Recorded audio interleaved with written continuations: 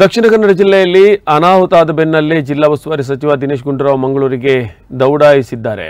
ವಿಪತ್ತು ಸಂಭವಿಸಿದ ಮಂಜನಾಡಿ ಮತ್ತು ಕೊಣಾಜೆ ಬಳಿಯ ಬೆಳ್ಳ ಪ್ರದೇಶಗಳಿಗೆ ಭೇಟಿ ನೀಡಿದ್ದಾರೆ.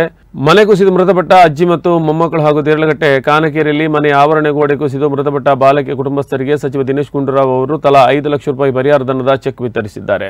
ಮನೆ ಕಳೆದುಕೊಂಡವರಿಗೆ ಪುನರ್ವಸತಿ ನೀಡುವ ನಿಟ್ಟಿನಲ್ಲಿ ಕ್ರಮ ಕೈಗೊಳ್ಳಲಾಗುತ್ತಿದೆ. ಮೇ ತಿಂಗಳಲ್ಲಿ ಇಂತಹ ಮಳೆ ಅನಿರೀಕ್ಷಿತ.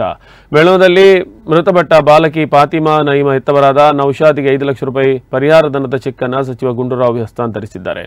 ಮಂಜನಾಡಿಯಲ್ಲಿ ಮೃತಪಟ್ಟ ಕುಟುಂಬ ಸದಸ್ಯರಿಗೂ ತಲಾ 5 ಲಕ್ಷ ರೂಪಾಯಿ ಪರಿಹಾರ ಧನದ ಚೆಕ್ ಅನ್ನು ಸಚಿವರು ವಿತರಣೆ ಮಾಡಿದರು. ಬಳಿಕ ಸಚಿವರು ದೇರಳಗಟ್ಟೆ ಕೆಎಸ್ಎಗ್ಡೆ ಆಸ್ಪತ್ರೆಗೆ ಭೇಟಿ ನೀಡಿ ಮಂಟಪದವು ಕೋಡಿ ಕೊಪ್ಪಲದಲ್ಲಿ ಮನೆ ಕುಸಿತ ಘಟನೆಯಲ್ಲಿ ಗಾಯಗೊಂಡವರ ಆರೋಗ್ಯವನ್ನು ವಿಚಾರಿಸಿದರು.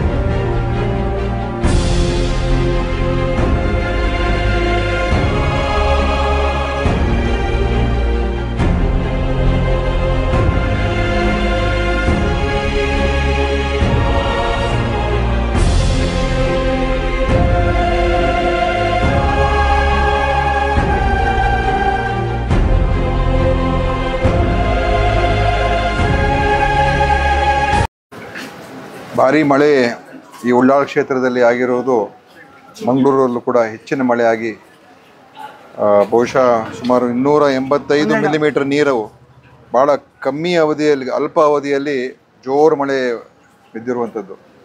ಅದರಿಂದ ಈ ಒಂದು ವಿಕೋಪ ಆಗಿದೆ, ಭೂಕುಸಿತ ಆಗಿ ಸುಮಾರು ಮನೆಗಳು, ನೂರಾರು ಮನೆಗಳಿಗೆ ನೀರು ನುಗ್ಗಿದೆ, ಹಲವಾರು ಮನೆಗಳಿಗೆ ಅಲ್ಲಿ ಡ್ಯಾಮೇಜ್ ಆಗಿದೆ ಮತ್ತು 2 ಮನೆಗಳಲ್ಲಿ 2 ಕುಟುಂಬಗಳಿಗೆ ದೊಡ್ಡ ಅನಾಹುತ ಆಘಾತ ಆಗಿದೆ. ಒಂದು ನಮ್ಮ ಪೂಜಾರಿಯವರು ಸೀತಾರಾಮ್ ಪೂಜಾರಿಯವರ ಕುಟುಂಬ, ಅವರ ಕುಟುಂಬದಲ್ಲಿ 3 ಜನ ಮೃತಪಟ್ಟಿದ್ದಾರೆ, ಒಬ್ಬರು ಕ್ರಿಟಿಕಲ್ ಆಗಿದ್ದಾರೆ. ಮತ್ತು ಇಲ್ಲಿ ಒಬ್ಬರು ನೌಶಾದ್ ಅವರ ಮಗಳು, ಅವರು ಪಾಪ ಈ